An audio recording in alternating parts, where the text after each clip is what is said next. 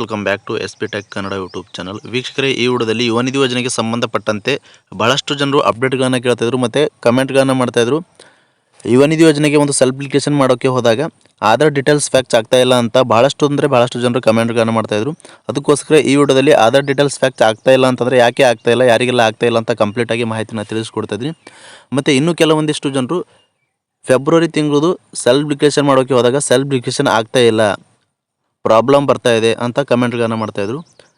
ಈ ವಿಡಿಯೋದಲ್ಲಿ ತಮಗೆ ಲೈವ್ ಆಗಿ ಸೆಲ್ಫ್ ಅಪ್ಲಿಕೇಶನ್ ಯಾವ ರೀತಿ ಮಾಡೋದು ಅಂತ ಕಂಪ್ಲೀಟಾಗಿ ಮಾಹಿತಿನ ತಿಳಿಸ್ಕೊಡ್ತಾ ಇದ್ದೀನಿ.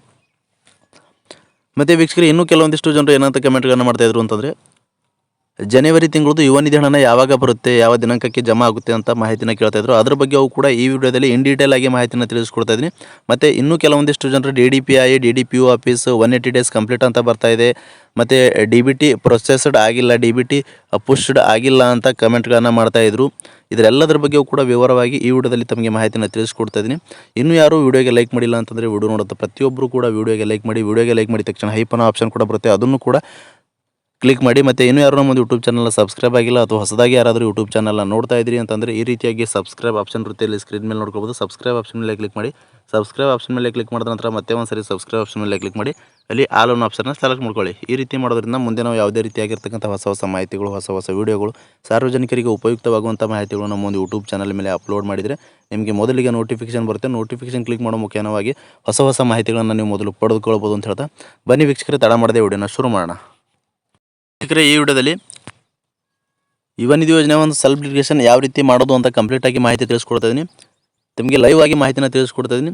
ಮತ್ತು ಇನ್ನೂ ಕೆಲವೊಂದಿಷ್ಟು ಜನರು ಕಮೆಂಟ್ಗಳನ್ನು ಮಾಡ್ತಾಯಿದ್ರು, DBT ಪ್ರೊಸೆಸ್ಡ್ ಅಂತ ತೋರಿಸ್ತಾ ಇಲ್ಲ, DBT ಪುಷ್ಡ್ ಅಂತ ತೋರಿಸ್ತಾ ಇದೆ ಅಂತ ಅಷ್ಟೇ ಕಮೆಂಟ್ಗಳನ್ನು ಮಾಡ್ತಾಯಿದ್ರು. ವೀಕ್ಷಕರು, ಇದ್ರ ಬಗ್ಗೆ ತಮಗೆ ತಿಳಿಸೋದಾದರೆ DBT ಪ್ರೊಸೆಸ್ಡ್ ಅಂತ ತೋರಿಸ್ತಾ ಇತ್ತು ನಿಮಗೆ ಸ್ಟೇಟಸ್ ಚೆಕ್ ಮಾಡಿದಾಗ ಅಂತಂದರೆ ಆ ಮಂತ್ ಅಮೌಂಟ್ ನಿಮಗೆ ಬಂದಿರುತ್ತೆ, ಜಮಾ ಆಗಿರುತ್ತೆ. ಮತ್ತು DBT ಪುಷ್ ಅಂತ ಇತ್ತು ಅಂತಂದರೆ ಆ ಮಂತ್ ಅಮೌಂಟ್ ಇನ್ನೂ ನಿಮಗೆ ಬರಬೇಕಾಗಿರುವಂಥದ್ದು. ಕ್ಲಿಯರ್ ಆಗಿದೆ ಅನ್ಕೋತೀನಿ. ಇವಾಗ ಸೆಲ್ಫ್ ಅಪ್ಲಿಕೇಶನ್ ಯಾವ ರೀತಿ ಮಾಡೋದು ಅಂತ ತಿಳಿಸ್ಕೊಡ್ತಾ ನೋಡ್ಕೊಳ್ಬೋದು. ಮೊದಲನೇದಾಗಿ ನಿಮ್ಮೊಂದು ಗೂಗಲಲ್ಲಿ ಸೇವಾ ಸಿಂಧು 1 ಅಂತ ಸರ್ಚ್ ಮಾಡಿ. ಸೇವಾ ಸಿಂಧು ಆಪ್ಷನ್ ಸರ್ಚ್ ಮಾಡಿದ್ಮೇಲೆ ಈ ರೀತಿಯಾಗಿ ಹೊಸ ಪೇಜ್ ಓಪನ್ ಆಗುತ್ತೆ. ಈ ಒಂದು ಸೇವಾ ಸಿಂಧು ಆಪ್ಷನ್ ಮೇಲೆ ಕ್ಲಿಕ್ ಮಾಡಿ. ಇಲ್ಲಿ ನೋಡ್ಕೊಳ್ಬೋದು ವೀಕ್ಷಕರೇ, ಸೇವಾ ಸಿಂಧು ಆಪ್ಷನ್ ಮೇಲೆ ಕ್ಲಿಕ್ ಮಾಡಿದ ನಂತರ ಈ ರೀತಿಯಾಗಿರ್ತಕ್ಕಂಥ ಸೇವಾ ಸಿಂಧು ಅಫಿಷಿಯಲ್ ವೆಬ್ಸೈಟ್ ಓಪನ್ ಆಗುತ್ತೆ. ಇಲ್ಲಿ ನಿಮ್ಮ ಒಂದು ಮೊಬೈಲ್ ನಂಬರ್ ಎಂಟರ್ ಮಾಡಿದ ಮೇಲೆ ಗೆಟ್ OTP ಆಪ್ಷನ್ ಮೇಲೆ ಕ್ಲಿಕ್ ಮಾಡಬೇಕಾಗುತ್ತೆ. ಗೆಟ್ OTP ಆಪ್ಷನ್ ಮೇಲೆ ಕ್ಲಿಕ್ ಮಾಡಿದ ನಂತರ ನಿಮ್ಮ ಒಂದು ಮೊಬೈಲ್ ನಂಬರ್ಗೆ OTP ಬರುತ್ತೆ. OTP ಎಂಟರ್ ಮಾಡಿದ ಮೇಲೆ ವೀಕ್ಷಕರೇ, ಮೊದಲನೇದಾಗಿ ಇಲ್ಲಿ ನಿಮ್ಮ ಒಂದು ಮೊಬೈಲ್ ನಂಬರ್ನ ಎಂಟರ್ ಮಾಡಬೇಕಾಗುತ್ತೆ. ಮೊಬೈಲ್ ನಂಬರ್ ಎಂಟರ್ ಮಾಡಿದ ಮೇಲೆ ಗೆಟ್ OTP ಆಪ್ಷನ್ ಮೇಲೆ ಕ್ಲಿಕ್ ಮಾಡಿ. ಅದಾದ ನಂತರ ಗೆಟ್ OTP ಆಪ್ಷನ್ ಮೇಲೆ ಕ್ಲಿಕ್ ಮಾಡಿದ ನಂತರ ನಿಮ್ಮ ಒಂದು ಮೊಬೈಲ್ ನಂಬರ್ಗೆ OTP ಬರುತ್ತೆ, 6 ಸಂಖ್ಯೆದು. 6 ಸಂಖ್ಯೆನ ಎಂಟರ್ ಮಾಡಿ. ಅದಾದ ನಂತರ ಇಲ್ಲಿ ಕೆಳಗೆ ಕೊಟ್ಟಿರ್ತಕ್ಕಂಥ ಕ್ಯಾಪ್ಚನ ಎಂಟರ್ ಮಾಡಿ ಸಬ್ಮಿಟ್ ಆಪ್ಷನ್ ಮೇಲೆ ಕ್ಲಿಕ್ ಮಾಡಿ. ಸಬ್ಮಿಟ್ ಆಪ್ಷನ್ ಮೇಲೆ ಕ್ಲಿಕ್ ಮಾಡಿದ ನಂತರ ವೀಕ್ಷಕರೇ ನೋಡ್ಕೊಳ್ಬೋದು, ಮೊಬೈಲ್ ನಂಬರು ಮತ್ತು ಮೊಬೈಲ್ ನಂಬರ್ಗೆ ಬಂದಿರತಕ್ಕಂಥ OTPನ ಎಂಟರ್ ಮಾಡಿದ ಮೇಲೆ ನಂತರ ಕ್ಯಾಪ್ಚಾ ಎಂಟರ್ ಮಾಡಿ ಲಾಗಿನ್ ಆಪ್ಷನ್ ಮೇಲೆ ಕ್ಲಿಕ್ ಮಾಡಿದ ನಂತರ ಈ ರೀತಿಯಾಗಿರ್ತಕ್ಕಂಥ ಹೊಸ ಪೇಜ್ ಓಪನ್ ಆಗುತ್ತೆ. ಇಲ್ಲಿ ಅಪ್ಲೈ ಫಾರ್ ಸರ್ವಿಸಸ್ ಅಂತ ಲೆಫ್ಟ್ ಸೈಡಲ್ಲಿ ಆಪ್ಷನ್ ಕಾಣ್ತಾ ಇದೆ. ಆ ಒಂದು ಆಪ್ಷನ್ ಮೇಲೆ ಕ್ಲಿಕ್ ಮಾಡಿದ ನಂತರ ಕೆಳಗಡೆ ವ್ಯೂ ಆಲ್ ಅವೈಲೇಬಲ್ ಸರ್ವಿಸಸ್ ಅಂತ ಆಪ್ಷನ್ ಬರುವಂಥದ್ದು. ಆ ಒಂದು ಆಪ್ಷನ್ ಮೇಲೆ ಕ್ಲಿಕ್ ಮಾಡಿದ ನಂತರ ಈ ರೀತಿಯಾಗಿ ಪೇಜ್ ಓಪನ್ ಆಗುತ್ತೆ. ಇಲ್ಲಿ ಸರ್ಚ್ ಬಾರಲ್ಲಿ ವೀಕ್ಷಕರೇ ನೋಡ್ಕೊಳ್ಬೋದು, ಇಲ್ಲಿ ಯುವ ಅಂತ ಸರ್ಚ್ ಮಾಡಿ. ಬಹಳಷ್ಟು ಜನರು ಯುವ ನಿಧಿ ಆಪ್ಷನ್ ತೋರಿಸ್ತಾ ಇಲ್ಲ ಅಂತ ಕಮೆಂಟ್ಗಳನ್ನು ಮಾಡ್ತಾಯಿದ್ರು. ಇವಾಗ ವೀಕ್ಷಕರೇ ಇಲ್ಲಿ ನೋಡ್ಕೊಬೋದು, ಸಂಪೂರ್ಣವಾಗಿ ಸೇವಾ ಸಿಂಧು ಪೋರ್ಟಲ್ನಲ್ಲಿಯೇ ಯುವ ನಿಧಿ ಯೋಜನೆಗೆ ಸಂಬಂಧಪಟ್ಟಂತೆ ಯುವ ನಿಧಿ ಯೋಜನೆಗೆ ಅರ್ಜಿ ಸಲ್ಲಿಸುವ ಒಂದು ಆಪ್ಷನ್ ಆಗಿರ್ಬೋದು, ಅಥವಾ ಯುವ ನಿಧಿ ಅರ್ಜಿ ಸ್ಥಿತಿ ಪರಿಶೀಲನೆ ಮಾಡೋದು ಆಪ್ಷನ್ ಆಗಿರ್ಬೋದು, ಮತ್ತು ಮೂರನೇದಾಗಿ ಯುವ ನಿಧಿ ಒಂದು ಸೆಲ್ಫ್ ಡಿಕ್ಲೇಷನ್ ಮಾಡೋ ಆಪ್ಷನ್ ಆಗಿರ್ಬೋದು, ಎಲ್ಲವೂ ಕೂಡ ಶೋ ಆಗ್ತಾ ಇದೆ.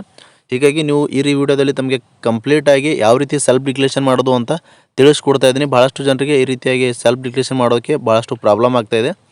ಅದಕ್ಕೋಸ್ಕರ ಇಲ್ಲಿ ನೋಡ್ಕೊಳ್ಬೋದು ವೀಕ್ಷಕರೇ, ಯುವ ಅಂತ ಸರ್ಚ್ ಮಾಡಿದ ಮೇಲೆ ಇಲ್ಲಿ 3ನೇ ಆಪ್ಷನ್ ನೋಡ್ಕೊಳ್ಬೋದು, ಯುವ ನಿಧಿ ಮಾಸಿಕ ನಿರುದ್ಯೋಗ ಸ್ವಯಂ ಘೋಷಣೆಗೆ ಅರ್ಜಿ ಅಂತ ಇದೆ. Yuva Nidhi applications for monthly unemployment self declaration ಅಂತ ಇದೆ. ಈ ಆಪ್ಷನ್ ಮೇಲೆ ಕ್ಲಿಕ್ ಮಾಡ್ತಾ ಇದ್ದೀನಿ. ವೀಕ್ಷಕರು ನೋಡ್ಕೊಳ್ಬೋದು, ಯುವ ನಿಧಿ ಮಾಸಿಕ ನಿರುದ್ಯೋಗ ಸ್ವಯಂ ಘೋಷಣೆಗೆ ಅರ್ಜಿ ಆಪ್ಷನ್ ಮೇಲೆ ಕ್ಲಿಕ್ ಮಾಡಿದ ನಂತರ ಈ ರೀತಿಯಾಗಿ ಸೆಲ್ಫ್ ಡಿಕ್ಲೇಷನ್ ಮಾಡುವ ಫಾರ್ಮ್ ಓಪನ್ ಆಗುತ್ತೆ. ಇಲ್ಲಿ ನೋಡ್ಕೊಳ್ಬೋದು, ಮೊದಲನೇದಾಗಿ ವೀಕ್ಷಕರೇ ತಮಗೆ ಕಂಪ್ಲೀಟಾಗಿ ಸ್ಟೆಪ್ಸ್ಗಳನ್ನು ತಿಳಿಸ್ಕೊಡ್ತಾ ಇದ್ದೀನಿ.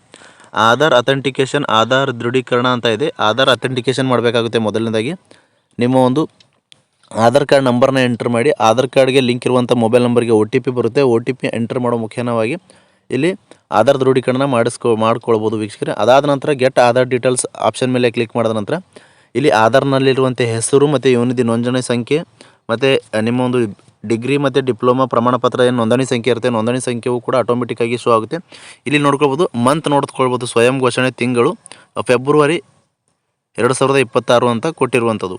ಅಂತಂದರೆ ಈ ಮಂತ್ ಸೆಲ್ಫ್ ಡಿಕ್ಲರೇಷನ್ ಯಾರಿಗೆಲ್ಲ ಆಗ್ತಾಯಿಲ್ಲ, ಓಪನ್ ಆಗ್ತಾಯಿಲ್ಲ ಅಂತ ಇದ್ದೀರಿ ಅಂಥವ್ರೆಲ್ರಿಗೂ ಕೂಡ ಓಪನ್ ಆಗ್ತಾಯಿದೆ ವೀಕ್ಷಕರೇ. ಇವಾಗ 15ನೇ ತಾರೀಕು ಒಳಗಾಗಿ ಆದಷ್ಟು ಬೇಗ ಯಾರೆಲ್ಲ ಇನ್ನೂ ಕೂಡ ಸೆಲ್ಫ್ ಡಿಕ್ಲರೇಷನ್ ಮಾಡಿಸಿಲ್ವೋ ಸೆಲ್ಫ್ ಡಿಕ್ಲರೇಷನ್ ಮಾಡಿಸ್ಕೊಳ್ಳಿ ಅಂತ ಹೇಳ್ತಾ, ಇನ್ನು ಕೊನೆಯದಾಗಿ ವೀಕ್ಷಕರು ನೋಡ್ಕೊಳ್ಬೋದು, ಇಲ್ಲಿ ಯುವನಿಧಿ ಮಾರ್ಗಸೂಚಿ ಅನ್ವಯ ಅರ್ಜಿ ಭರ್ತಿ ಮಾಡಿರುವ ಮಾಹಿತಿಯು ಸತ್ಯವಾಗಿರುತ್ತವೆ ಮತ್ತು ತಪ್ಪೆಂದು ಕಂಡು ಬಂದಲ್ಲಿ ನಾನು ಕಾನೂನಾತ್ಮಕ ಕ್ರಮಕ್ಕೆ ಬದ್ಧನಾಗಿದ್ದು ನನ್ನ ಅರ್ಜಿ ಮತ್ತು ಪ್ರಯೋಜನಗಳ ತಿರಸ್ಕಾರ ಮಾಡಬಹುದಾಗಿರುತ್ತದೆ ಅಂತ ತಿಳಿಸ್ಕೊಟ್ಟಿದ್ದಾರೆ.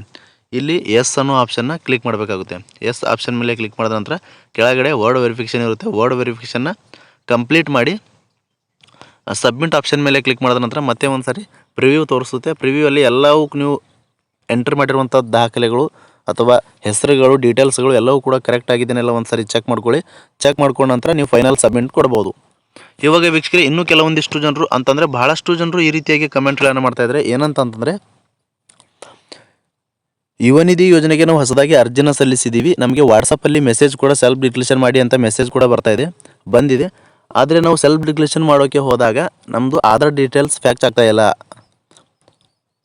ಆಧಾರ್ ನಂಬರ್ ಎಂಟರ್ ಮಾಡಿದ ಮೇಲೆ ಆಧಾರ್ ಡೀಟೇಲ್ಸ್ ಫ್ಯಾಕ್ಚ್ ಆಗ್ತಾಯಿಲ್ಲ, ತೋರಿಸ್ತಾ ಇಲ್ಲ, ಶೋ ಆಗ್ತಾಯಿಲ್ಲ ಅಂತ ಕಮೆಂಟ್ಗಳನ್ನು ಮಾಡ್ತಾಯಿದ್ರು. ಇದ್ರ ಬಗ್ಗೆ ತಮಗೆ ಮಾಹಿತಿನ ತಿಳಿಸ್ಕೊತಾರೆ ವೀಕ್ಷಕರೇ. ಯಾರ್ದೆಲ್ಲ ಹೊಸದಾಗಿ ಅರ್ಜಿಗಳನ್ನು ಸಲ್ಲಿಸಿದಿರಿ, ನಿಮಗೆ ವೀಕ್ಷಕರೇ ಮೊದಲ ಪೇಮೆಂಟ್ ಅಂದರೆ ಫಸ್ಟ್ ಪೇಮೆಂಟ್ ಬರಬೇಕಾಗುತ್ತೆ. ಫಸ್ಟ್ ಪೇಮೆಂಟ್ ಬರೋವರೆಗೂ ಕೂಡ ನಿಮಗೆ ಸೆಲ್ಫ್ ಡಿಕ್ಲರೇಷನ್ ಮಾಡೋಕ್ಕೆ ಆಗೋದಿಲ್ಲ. ನೀವು ಆಧಾರ್ ಕಾರ್ಡ್ ನಂಬರ್ ಎಂಟ್ರಿ ಮಾಡಿದರೂ ಕೂಡ ಅಲ್ಲಿ ಡೀಟೇಲ್ಸ್ ಫ್ಯಾಕ್ಚ್ ಆಗೋದಿಲ್ಲ. ಕಂಪ್ಲೀಟಾಗಿ ತಮಗೆ ಮಾಹಿತಿನ ತಿಳಿಸ್ಕೊಡ್ತಾ ಇದ್ದೀನಿ. ಇದ್ರ ಬಗ್ಗೆ ಭಾಳಷ್ಟು ಜನರು ಕಮೆಂಟ್ಗಳನ್ನು ಮಾಡಿದರು ನನ್ನ ಕಳೆದ ವಿಡಿಯೋದಲ್ಲಿ. ಯಾರೆಲ್ಲ ಹೊಸದಾಗಿ ಅರ್ಜಿಗಳನ್ನು ಸಲ್ಲಿಸಿದ್ರಿ, 180 ಡೇಸ್ ಕಂಪ್ಲೀಟ್ ಆಗಿದೆ. ಕಂಪ್ಲೀಟ್ ಆದಮೇಲೆ ನಿಮಗೆ 1 or 2 ಮಂತ್ಸಲ್ಲಿ ನಿಮಗೆ ಅಮೌಂಟ್ ಬರುತ್ತೆ. ಅಮೌಂಟ್ ಬಂದ ಮೇಲೆ ನೆಕ್ಸ್ಟ್ ಮಂತಿಂದ ನೀವು ಸೆಲ್ಫ್ ಡಿಕ್ಲರೇಷನ್ ಮಾಡೋಕ್ಕೆ ಅವಕಾಶನ ಕೊಟ್ಟಿರುವಂಥದ್ದು. ಆವಾಗ ನಿಮಗೆ ಒಂದು ಆಧಾರ್ ಕಾರ್ಡ್ ನಂಬರ್ ಎಂಟ್ರಿ ಮಾಡಿದರೆ ಆಧಾರ್ ಡೀಟೇಲ್ಸ್ ಎಲ್ಲವೂ ಕೂಡ ಶೋ ಆಗುತ್ತೆ. ನಿಮ್ಮ ಒಂದು ಹೆಸರು, ರಿಜಿಸ್ಟ್ರೇಷನ್ ನಂಬರು ಮತ್ತು ಯುವ ನಿಧಿ ನೋಂದಣಿ ಸಂಖ್ಯೆ ಮತ್ತು ಸ್ವಯಂ ಘೋಷಣೆ ಎಲ್ಲವೂ ಕೂಡ ಓಪನ್ ಆಗುತ್ತೆ. ಆವಾಗ ನೀವು ಸೆಲ್ಫ್ ಡಿಕ್ಲರೇಷನ್ ಮಾಡ್ಕೊಳ್ಬೋದು. ಇದು ಕ್ಲಿಯರ್ ಆಗಿ ಅರ್ಥ ಆಗಿದೆ ಅನ್ಕೋತೀನಿ. ಯಾರೆಲ್ಲ ಹೊಸದಾಗಿ ಅರ್ಜಿಗಳನ್ನು ಸಲ್ಲಿಸಿದ್ರಿ ಅಂಥವರು ಯಾವುದೇ ರೀತಿಯಾಗಿರ್ತಕ್ಕಂಥ ನೀವು ಫಸ್ಟ್ ಪೇಮೆಂಟ್ ಬರದೇ ಇದ್ದರೂ ಕೂಡ ನಿಮಗೆ ಸೆಲ್ಫ್ ಡಿಕ್ಲರೇಷನ್ ಮಾಡೋಕ್ಕೆ ಆಗೋದಿಲ್ಲ. ಫಸ್ಟ್ ಪೇಮೆಂಟ್ ಬರುವವರೆಗೂ ಕೂಡ ನೀವು ವೇಟ್ ಮಾಡಬೇಕಾಗುತ್ತೆ. 180 ಡೇಸ್ ಕಂಪ್ಲೀಟ್ ಆಗಿತ್ತು. ಆದಮೇಲೆ ನಿಮಗೆ 1 or 2 ಮಂತ್ಸ್ ಒಳಗಡೆ ಆಟೋಮೆಟಿಕ್ಕಾಗಿ ಹಣನ ಜಮಾ ಆಗುತ್ತೆ ನಿಮ್ಮ ಒಂದು ಅಕೌಂಟ್ಗೆ. ಹಣ ಜಮಾ ಆದಮೇಲೆ ನೆಕ್ಸ್ಟ್ ಮಂತಿಂದ ನೀವು ಸೆಲ್ಫ್ ಡಿಕ್ಲರೇಷನ್ ಮಾಡ್ಕೊಳ್ಬೋದು. ಇದು ಕಂಪ್ಲೀಟಾಗಿ ತಮಗೆ ಅರ್ಥ ಆಗಿದೆ ಅನ್ಕೋತೀನಿ. ಈ ವಿಡಿಯೋದಲ್ಲಿ ಸೆಲ್ಫ್ ಡಿಕ್ಲರೇಷನ್ ಕೂಡ ಯಾವ ರೀತಿ ಮಾಡೋದು ಅಂತ ಕಂಪ್ಲೀಟಾಗಿ ತಮಗೆ ಮಾಹಿತಿಯನ್ನು ತಿಳಿಸ್ಕೊಟ್ಟಿದ್ದೀನಿ. ಮತ್ತು ಯುವ ನಿಧಿ ಯೋಜನೆಗೆ ಸಂಬಂಧಪಟ್ಟಂತೆ ಏನೆಲ್ಲ ನೀವು ಡೌಟ್ಸ್ಗಳನ್ನು ಕೇಳಿದರೆ ಎಲ್ಲದರ ಬಗ್ಗೆಯೂ ಕೂಡ ವಿವರವಾಗಿ ಮಾಹಿತಿಯನ್ನು ತಿಳಿಸ್ಕೊಟ್ಟಿದ್ದೀನಿ. ಮತ್ತು ವೀಕ್ಷಕರೇ, ಇನ್ನೂ ಕೆಲವೊಂದಿಷ್ಟು ಜನರು ಏನಂತ ಕಮೆಂಟ್ಗಳನ್ನು ಮಾಡ್ತಾಯಿದ್ರು ಅಂತಂದರೆ, ಇವಾಗ ಫೆಬ್ರವರಿ ಮಂತಲ್ಲಿ ಸೆಲ್ಫ್ ಡಿಕ್ಲರೇಷನ್ ಯಾರೆಲ್ಲ ಮಾಡಿದಂಥವರು ಜನವರಿ ತಿಂಗಳದು ಯುವ ನಿಧಿ ಹಣನ ಯಾವಾಗ ಬರುತ್ತೆ, ಯಾವಾಗ ಜಮಾ ಆಗುತ್ತೆ ಅಂತ ಕೇಳ್ತಾಯಿದ್ರು. ವೀಕ್ಷಕರೇ, ಈ ಒಂದು ಫೆಬ್ರವರಿ 15ನೇ ತಾರೀಕು ಆದಮೇಲೆ ಜನವರಿ ತಿಂಗಳ ಹಣದ ಬಗ್ಗೆ ಅಪ್ಡೇಟ್ ಬರುವಂಥದ್ದು. ಅಂತಂದರೆ ಏನು ಫಂಡಿಂಗ್ ರಿಲೀಸ್ ಮಾಡಿದ್ರು ರಾಜ್ಯ ಸರ್ಕಾರದ ಕಡೆಯಿಂದ, ಏನು ಯುವ ನಿಧಿ ಯೋಜನೆ ಕಡೆಯಿಂದ ಫಂಡಿಂಗ್ ಅನ್ನೋದು ರಿಲೀಸ್ ಮಾಡಿದ್ರು ಅಂತಂದರೆ 15ನೇ ತಾರೀಕು ಆದಮೇಲೆ ನಮಗೆ ಅಪ್ಡೇಟ್ ಬರುವಂಥದ್ದು. ಅಪ್ಡೇಟ್ ಬಂದಾದಮೇಲೆ ನಿಮಗೆ ತಕ್ಷಣ ವಿಡಿಯೋ ಮುಖಾಂತರವಾಗಿ ತಮಗೆ ಮಾಹಿತಿನ ತಿಳಿಸ್ಕೊಡ್ತೀನಿ ಅಂತ ಹೇಳ್ತಾ, ಯಾವ ಒಂದು ದಿನಾಂಕದ ಒಳಗೆ ಹಣನ ಜಮಾ ಆಗುತ್ತೆ ಅಂತ ಕ್ಲಿಯರಾಗಿ ಮಾಹಿತಿನ ತಿಳಿಸ್ಕೊಡ್ತೀನಿ. ಇಷ್ಟು ಯುವ ನಿಧಿ ಯೋಜನೆಗೆ ಸಂಬಂಧಪಟ್ಟಂತೆ ನೀವು ಏನೆಲ್ಲ ಡೌಟ್ಸ್ಗಳನ್ನು ಕೇಳಿದರೆ ಎಲ್ಲದರ ಬಗ್ಗೆ ಕೂಡ ವಿವರವಾಗಿ ಮಾಹಿತಿನ ತಿಳಿಸ್ಕೊಟ್ಟಿದ್ದೀನಿ. ಇನ್ನೂ ಕೆಲವೊಂದಿಷ್ಟು ಜನರು ಏನಂತ ಕಮೆಂಟ್ಗಳನ್ನು ಮಾಡ್ತಾಯಿದ್ರು ಅಂತಂದರೆ, ವೀಕ್ಷಕರೇ, ನಾವು ಯುವ ನಿಧಿ ಯೋಜನೆಗೆ ಅರ್ಜಿನ ಸಲ್ಲಿಸಿದ್ದೀವಿ, ನಾವು ಪಾಸ್ಔಟ್ ಆಗಿದ್ದೀವಿ, ಪಾಸ್ಔಟ್ ಆದಮೇಲೆ 180 ಡೇಸ್ ನಾಟ್ ಕಂಪ್ಲೀಟೆಡ್ ಅಂತ ಬರ್ತಾಯಿದೆ ಅಂತಂದರೆ, ಮತ್ತೆ ಒಂದು 180 ಡೇಸ್ ಕಂಪ್ಲೀಟೆಡ್ ವಿಲ್ ಬಿ ಈ ಒಂದು ದಿನಾಂಕನ ತೋರಿಸ್ತಾ ಇದೆ ಅಂತ ಈ ರೀತಿಯಾಗಿ ಕಮೆಂಟ್ಗಳನ್ನು ಮಾಡ್ತಾಯಿದ್ರು. ನಿಮ್ಮದು ರಿಸಲ್ಟ್ ಬಂದು 180 ದಿನಗಳು ಕಂಪ್ಲೀಟ್ ಆಗಿರಬೇಕಾಗುತ್ತೆ ವೀಕ್ಷಕರೇ. ರಿಸಲ್ಟ್ ಬಂದ ಮೇಲೆ 180 ಡೇಸ್ ಕಂಪ್ಲೀಟ್ ಆಯಿತು ಅಂತಂದರೆ ಆವಾಗ ಕಂಪ್ಲೀಟ್ ಆದಮೇಲೆ 1 or 2 ಮಂತ್ಸ್ ಒಳಗಡೆ ನಿಮಗೆ ಹಣನ ಜಮಾ ಆಗುತ್ತೆ. ನೀವು ಸೆಲ್ಫ್ ಡಿಕ್ಲರೇಷನ್ ಮಾಡಿಲ್ಲ ಅಂತಂದರೂ ನಿಮಗೆ ಆಟೋಮೆಟಿಕ್ಕಾಗಿ ಜಮಾ ಆಗುತ್ತೆ. ಅದಾದ ನಂತರ ನೆಕ್ಸ್ಟ್ ಮಂತಿಂದ ನೀವು ಸೆಲ್ಫ್ ಡಿಕ್ಲರೇಷನ್ ಮಾಡಿಸ್ಕೊಳ್ಬೋದು. ಇನ್ನೂ ಕೆಲವೊಂದಿಷ್ಟು ಜನರು ಅಪ್ಲಿಕೇಶನ್ ಹಾಕಿದ ಮೇಲೆ DDPI ಪೆಂಡಿಂಗ್ ಅಂತ ತೋರಿಸ್ತಾ ಇದೆ, ಮತ್ತು DDPU ಪೆಂಡಿಂಗ್ ಅಂತ ತೋರಿಸ್ತಾ ಇದೆ, DWO ಆಫೀಸ್ ಪೆಂಡಿಂಗ್ ಅಂತ ತೋರಿಸ್ತಾ ಇದೆ. ನಾವು ಏನು ಮಾಡಬೇಕು ಅಂತ ಕೇಳ್ತಾಯಿದ್ರು. ಎಲ್ಲವೂ ಆಫೀಸ್ಗಳಿಂದ ನೀವು ಅಪ್ರೂವಲ್ ಮಾಡಿಸ್ಕೊಳ್ಬೇಕಾಗುತ್ತೆ. ನೀವು ಏನೆಲ್ಲ ದಾಖಲೆಗಳಿರುತ್ತೆ, 10th marks card, PUC marks card ಮತ್ತು ಡಿಗ್ರಿ ಮಾರ್ಕ್ಸ್ ಕಾರ್ಡ್ಗಳನ್ನು, ಮತ್ತು ಕಾಸ್ಟ್ ಇನ್ಕಮ್ಮು, ಮತ್ತು ನಿಮ್ಮ ಒಂದು ಯುವ ನಿಧಿ ಯೋಜನೆಗೆ ಅರ್ಜಿ ಸಲ್ಲಿಸಿರುವಂಥ ಅಕ್ನಾಲೇಜ್ಮೆಂಟು ಎಲ್ಲವೂ ಕೂಡ ತೆಗೆದುಕೊಂಡು ಹೋಗಿ ಯುವ ನಿಧಿ ಒಂದು ಡಿಪಾರ್ಟ್ಮೆಂಟ್ ಕಡೆಯಿಂದ, ಮತ್ತು DWO ಆಫೀಸ್ ಕಡೆಯಿಂದ, ಮತ್ತು DDPO ಆಫೀಸಿಂದ, DDPI ಆಫೀಸಿಂದ ಎಲ್ಲವೂ ಕೂಡ ಅಪ್ಡೇಟ್ ಮಾಡ್ಕೊಳ್ಬೇಕಾಗುತ್ತೆ, ಅಂದರೆ ಅಪ್ರೂವಲ್ ಮಾಡಿಸ್ಕೊಳ್ಬೇಕಾಗುತ್ತೆ. ಅದಾದ ನಂತರ ನಿಮಗೆ ಮುಂದೆ ಹಣನ ಬರುವಂಥದ್ದು ವೀಕ್ಷಕರೇ. ಇಷ್ಟು ಯುವ ನಿಧಿ ಯೋಜನೆಗೆ ಸಂಬಂಧಪಟ್ಟಂತೆ ನೀವೇನೆಲ್ಲ ಡೌಟ್ಸ್ಗಳನ್ನು ಕೇಳಿದರೆ ಕಂಪ್ಲೀಟಾಗಿ ಮಾಹಿತಿನ ತಿಳಿಸ್ಕೊಟ್ಟಿದ್ದೀನಿ. ಈ ಮಾಹಿತಿ ತಮಗೆ ಉಪಯುಕ್ತ ಆಗಿತ್ತು ಅಂತಂದರೆ ದಯವಿಟ್ಟು ವಿಡಿಯೋಗೆ ಲೈಕ್ ಮಾಡಿ. ವಿಡಿಯೋಗೆ ಲೈಕ್ ಮಾಡಿದ ತಕ್ಷಣ ಹೈಪ್ ಅನ್ನೋ ಆಪ್ಷನ್ ಕೂಡ ಬರುತ್ತೆ, ಅದನ್ನು ಕೂಡ ಕ್ಲಿಕ್ ಮಾಡಿ. ಮತ್ತು ಇನ್ನೂ ಯಾರು ನಮ್ಮ ಯೂಟ್ಯೂಬ್ ಚಾನಲ್ ಸಬ್ಸ್ಕ್ರೈಬ್ ಆಗಿಲ್ಲ ಅಂದರೆ ಸಬ್ಸ್ಕ್ರೈಬ್ ಮಾಡ್ಕೊಳ್ಳಿ. ಈ ಒಂದು ವಿಡಿಯೋನ ಎಲ್ಲ ಕಡೆ ಶೇರ್ ಮಾಡಿ ಅಂತ ಹೇಳ್ತಾ ಫ್ರಮ್ ಬಿಗಿನಿಂಗಿಂದ ಎಂಡ್ವರೆಗೂ ಈ ಒಂದು ವಿಡಿಯೋನ ಮಿಸ್ ಮಾಡದೆ ಕಡೆ ತನಕ ವಾಚ್ ಮಾಡಿದಂಥ ಪ್ರತಿಯೊಬ್ಬರಿಗೂ ಕೂಡ ಹೃದಯಪೂರ್ವಕ ಧನ್ಯವಾದಗಳು ಸ್ನೇಹಿತರೆ. ಮತ್ತೆ ಇದೇ ರೀತಿಯಾಗಿರ್ತಕ್ಕಂಥ ಮಾಹಿತಿಯೊಂದಿಗೆ ಭೇಟಿ ಆಗ್ತಿರೋಣ. ಅಲ್ಲಿವರೆಗೂ ನಮಸ್ಕಾರ.